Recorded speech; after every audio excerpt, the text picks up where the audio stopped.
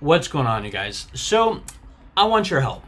I want you to help me decide on the unit art style for my upcoming game, The Glorious Cause. Right, I'm working on the prototype now. All right, the map is pretty much all made. I'm actually having a professional artist go in and add just the finer details. And that comes with a nice, really surprise announcement that I'll make later when we do the Kickstarter. But I want to know your preference for the art style for this game because it's not only my game, it's our game, right? So I have two, right? And I'm a big Civil War generals fan, right? But I also like when I play some board games or some PC games, the card style that they have.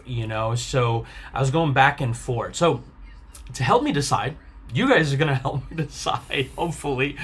So I have the command card unit and the command sprite unit. So this is what it looks like. So this is the column formation, right, for the command card unit, right? And of course, these are going to be like you'll have this filled in at like 78% or 50%, or this one will be at like 20%. And then these are your experience points, right? So like this unit has been in one battle, so they're not green anymore. They're somewhat battle experience, and as they get all the way to here, they're like elite, in terms of how good they are during battle, right?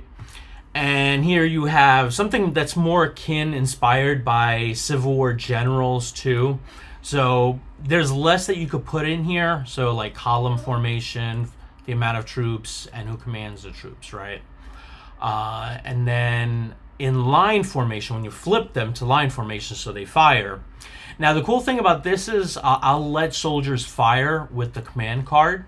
Right, it'll fire. It'll inflict less casualties because like only the first one or two lines will fire. I might allow this to fire in column formation. I'm not sure, but line formation, you'll have something like this. Again, these will be filled in, so you'll have like I don't know what kind of color I'll use, maybe different colors, but you'll have this filled in from here to here.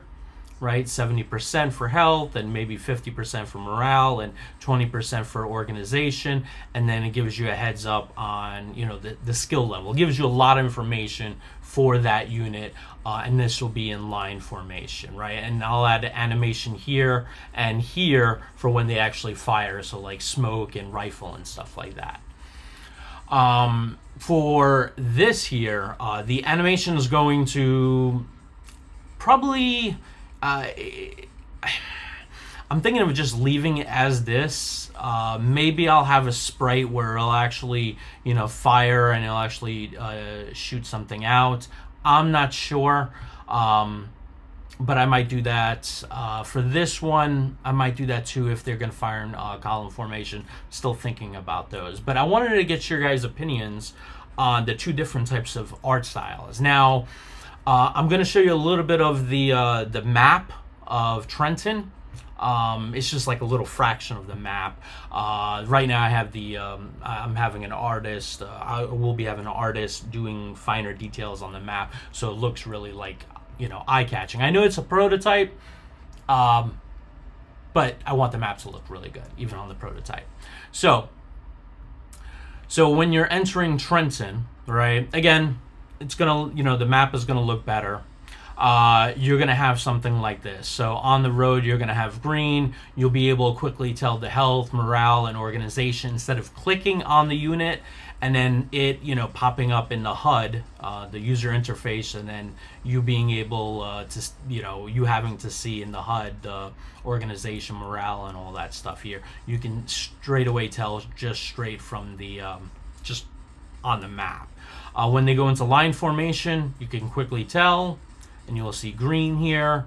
And then I'll probably flip this so it has morale, and so it's easier to kind of read it. Maybe switch this up to like maybe angle this like 512, or so it's easier to read. So I might do that.